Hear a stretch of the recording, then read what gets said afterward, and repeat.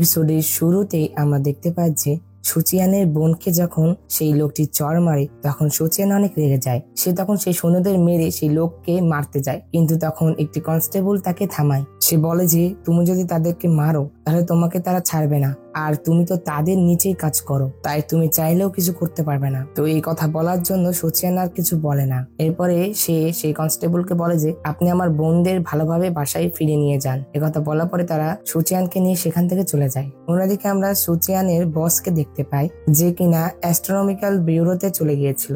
সে সেখানে সুচিয়ানের কথা অনুসারেই গিয়েছিল। সুচিয়ান তার বসকে একটি বই দিয়েছিল যেটা কিনা চাইওয়েকে দেওয়ার জন্য।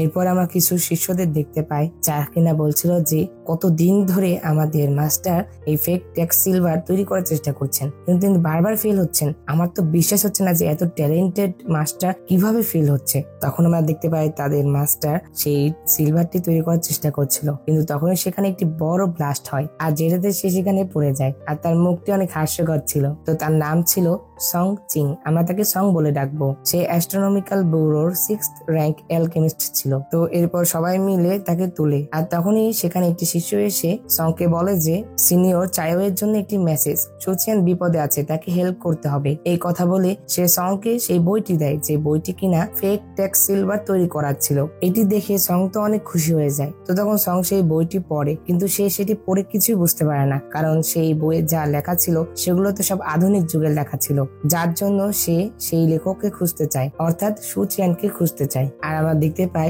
সুচিয়ান সেই বইয়ে শুধুমাত্র অর্ধেকই লিখেছিল, অর্থাৎ সে সেই সিলভারটি বানানোর শুধু কয়েকটা স্টেপ দিয়েছিল, সম্পূর্ণ দিয়েছিল না, কারণ সে জানতো যে সে যদি সম্পূর্ণটাই দিয়ে দিত তাহলে তো তাদের আর তার প্রয়োজন ছিল না। তারা যেন তাকে গুরুত্ব দেয়, যার জন্য সে এমনটা করেছে। অন্যদিকে সুচিয়ানের ভাই তার 2 টিচারকেও এই বিষয়ে জানায় যে তার ভাইকে তারা ধরে নিয়ে গেছে, তারা যেন তাকে হেল্প করে। আমরা দেখতে পাই তারা 2 জন রাজি হয়ে যায়, কারণ সুচিয়ান অনেক ভালো কবিতা লিখতে পারতো। এরপর আমরা সুচিয়ানকে দেখতে পাই। আমরা দেখতে পাই যে সৈন্যরা সুচিয়ানকে জিং তার কাছে নিয়ে আসে। সে তাকে একটি গোপন রুমে নিয়ে এসেছিল, যেখানে সে তাকে ইচ্ছা মতো টর্চার করতে পারে। তো অন্যদিকে আমরা মিনিস্টার অফ রেভিনিউকে দেখতে পাই। তার একটি সৈন্য এসে তাকে বলছিল যে ইউনলো একাডেমির 2টি টিচারই এখানে এসেছে আপনার সাথে কথা বলার জন্য। তো তখন মিনিস্টার সেই 2টি টিচারের সাথে দেখা করতে যায়। তখন সেখানে থাকা একটি টিচার মিনিস্টারকে বলেন যে আপনি আমার একটি স্টুডেন্ট সুচিয়ানকে গ্রেপ্তার করেছেন, তাই প্লিজ তাকে ছেড়ে দিন। তখন মিনিস্টার বলে যে আমাদের মিনিস্টার অফ জাস্টিসে কোনো সময় কাউকে এত সহজেই গ্রেপ্তার করা হয় না,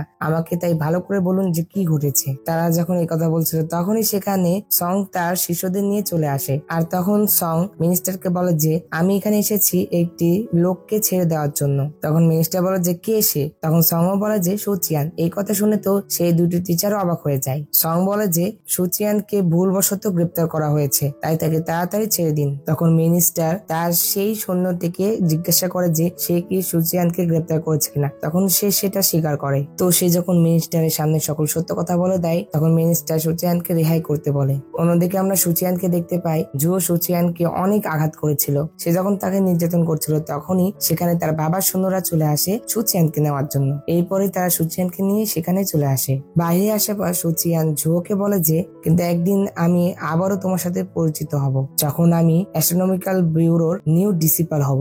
এইটা শুনে তো জুও অনেক রেগে যায়। এরপরে সুচিয়ান তাদেরকে সম্বোধন করে। তখনই সং সুচিয়ানের কাছে এসে বলে যে তুমি কি এই বইটি লিখেছো? তখন সুচিয়ান বলে যে হ্যাঁ, এটি আমি লিখেছি, কিন্তু এটা এইগুলোর কথা বলার জায়গা না, আগে আমরা বের হই, তারপর আমি যা জানি তা সব আপনাকে জানাবো। এরপর আমরা দেখতে পাই সুচিয়ানকে মুক্ত করে দেওয়া হয়। সুচিয়ানকে মুক্ত করে দেওয়ার পরেই সুচিয়ান চলে যায় জুয়োর কাছে। সে এসে জুয়োকে একটি চর মারে, যেটাতে সেই লোকটি কিছু বলতে যাবে সুচিয়ান তাকেও একটি চর মারে। আর এটাতে মিনিস্টারও সুচিয়ানকে কিছুই বলতে পারে না। তখন সুচিয়ান জুয়োকে আরো চর মারে, সেটাকে অনেকগুলো চর মারে। এই পরের দৃশ্যে আমরা দেখতে পাই সুচিয়ান যখন তার বাড়িতে খাওয়া দাওয়া করছিল তখন সেখানে চাইওয়ে চলে আসে তার সাথে দেখা করার জন্য। আমরা দেখতে পাই তারা 2 জন বাড়ির ছাদের উপরে একসাথে কথা বলছিল। তখন চাইওয়ে সুচিয়ানকে বলে যে তোমার বাবাকে ফাঁসানোর পিছনে আরো অনেকেই রয়েছে। আমি খোঁজ নিয়ে দেখেছি যে ভাইস মিনিস্টার জো সিংপিং, যে কিনা জোলির ফাদার, সে এর পেছনে আছে। আর যেহেতু তুমি এই ট্যাক্স সিলভার কেসটা সলভ করেছো, যার জন্য তুমি এখন তাদের ইনিমি হয়ে গিয়েছো আর এইটাতে জড়িয়ে পড়েছো। আর তখন এই কথা বলার পরে চাইওয়ে সুচিয়ানকে তার একটি কেসের বিষয় বলে, যেটাতে সে তাকে হেল্প করতে বলে। এটাতে সুচিয়ানও রাজি হয়ে যায়। এই পরের দৃশ্যে আমরা দেখতে পাই সুচিয়ান চলে আসে অ্যাস্ট্রোনমিক্যাল ব্যুরোতে। তখন সং সেখানে সেই ফেক ট্যাক্স সিলভারটি তৈরি করা শুরু করে দিয়েছিল, আর যেটাতে সুচিয়ান হেল্প করছিল।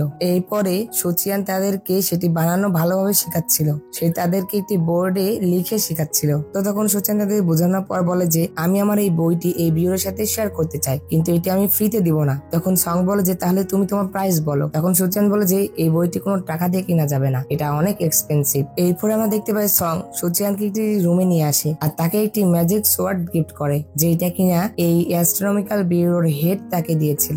তখন অ্যাস্ট্রোনমিক্যাল ব্যুরোর হেড তাকে বলে যে তোমাকে ধন্যবাদ আমার স্টুডেন্টকে শেখানোর জন্য, আর তাই তুমি এই গিফটটা ডিজার্ভ করো। এরপরে সুচিয়ান যখন সেই সোয়ার্ডটি নিয়ে চলে যাচ্ছিল, তখন তার সামনে দিয়ে তার আসল দুনিয়ার বস যাচ্ছিল, যে কিনা এই দুনিয়ায় এই গার্ডিয়ানদের চিফ ছিল। তার নাম ইওয়ান। আর তার সাথে আমরা যে মেয়েটিকে দেখতে পাই তার নাম নাঙ্গং। সে 4th র্যাঙ্কের ছিল। নাঙ্গন ইউনের মেয়ে ছিল।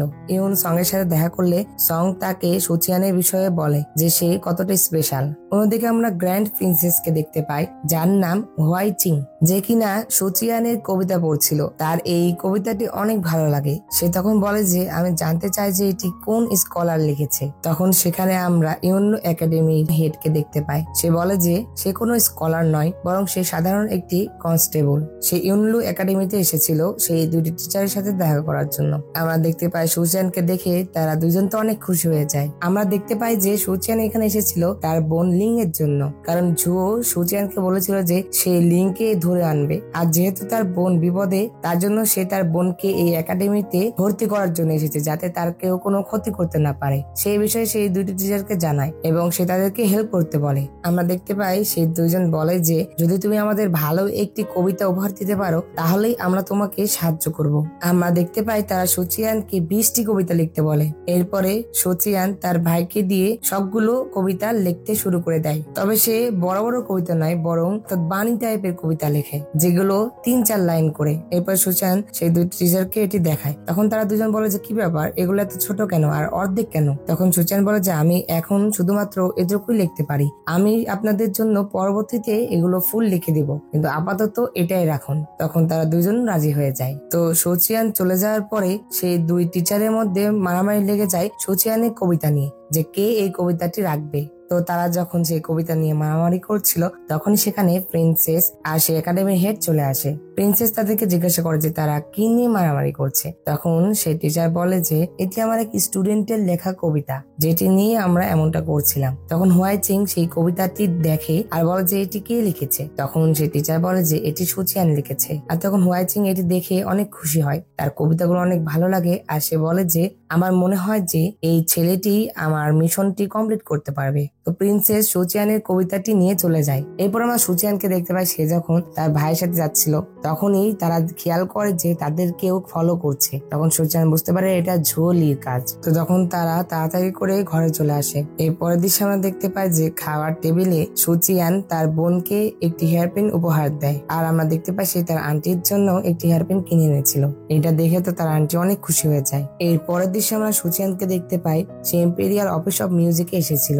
আসলে সুচিয়ান এখানে ফুশিয়াং নামের একটি মেয়ের সাথে দেখা করতে এসেছিল, যে কিনা এই কেসের সাথে রিলেটেড, অর্থাৎ তার আঙ্কেলের যে ফেক ট্যাক্স সিলভারের কেস ছিল আর কি। তো এরপর আমরা দেখতে পাই যে সুচিয়ানকে তারা ঢুকতে দেয় না, কারণ তার কাছে কোনো টাকা ছিল না। তখন সুচিয়ান যখন বাইরে আসে তখন সেখানে সে একটি গেম দেখতে পায়, যেটা কিনা কেউ খেলতে পারছিল না, অর্থাৎ সবাইকে চোখ বন্ধ করে সেখানে তীর মারতে হবে। আর তীরটি যদি সেই বক্সে পড়ে তবেই তারা জিতবে, আর তারা যে কয়টা তীর ফেলতে পারবে সেই অনুযায়ী তাদের উপহার দেওয়া হবে। তো যখন সুচিয়ানও সেই গেমটি খেলে আর সে 3টি তীরই ফেলে, তো তখন তার প্রাইজ দেওয়া হয়। হয় আর তার প্রাইজ হিসাবে একটি জাদুর ফোন দেওয়া হয়। তখন সুচিয়ান বলে যে আমি তো এটা চাইনি, আমি তো গোল্ড কিংবা সিলভার চেয়েছিলাম। কিন্তু দোকানদার বলে যে না, তুমি যেহেতু 3টা অ্যারোই ফেলেছো যার জন্য নিয়ম অনুসারে তুমি এটাই পাবে। তো তখন সুচিয়ানকে সেই ফোনটি দেয়। তো সুচিয়ান যখন তার সাথে তর্কাতর্কি করছিল তখন সেখানে কিছু সৈন্য আসে আর সুচিয়ানকে বলে যে আমরা তোমাকে সিলভারের 600 লিয়াং দিব, কিন্তু তোমাকে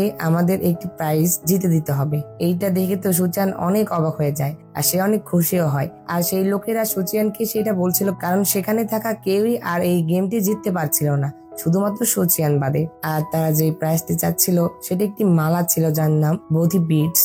সেটি জিততে হলে 5টি অ্যারো ফেলতে হবে। আমরা দেখতে পাই সুচিয়ান এক এক করে 5টি অ্যারো ফেলে, যেটাতে সে সেটিও জিতে যায়। তো আমরা দেখতে পাই যে সেই লোকেরা সেই মালাটি নিয়ে একটি মেয়েকে দেয়, আমাদেরকে সেই মেয়েকে দেখানো হয় না। তো তখন সুচিয়ান সেই জাদুর ফোন আর টাকা নিয়ে চলে আসে। এরপর আমরা দেখতে পাই সুচিয়ান যখন আবারও সেখানে প্রবেশ করতে যাচ্ছিল তখন সে তার কাছে চেক করে দেখে তার টাকাগুলো নাই হয়ে গিয়েছে। তখন সে দেখে যে সেই টাকাগুলো তার ফোনের ভিতরে ঢুকে গিয়েছে আর তখন সে সেই ফোনটি অনেক জোরে ছুটতে থাকে, যেটাতে সেই ফোন থেকে টাকাগুলো বের হয়ে আসে। আর এটাতে আমরা বুঝতে পারলাম যে এই ফোনের মাধ্যমে যে কোনো কিছুতে এর ভিতরে ঢোকানো যায়, অর্থাৎ যে কোনো কিছু এর ভিতরে সংরক্ষণ করে রাখা যাবে। এরপরে সুচিয়ান ভিতরে প্রবেশ করে। তোমরা দেখতে পাই সুচিয়ান যখন সেখানে ছিল তখন সেখানে তার ভাইও চলে আসে। অবশ্য এখানে তার ভাইয়ের আসার কথা ছিল না, কিন্তু সে তাও চলে এসেছিল।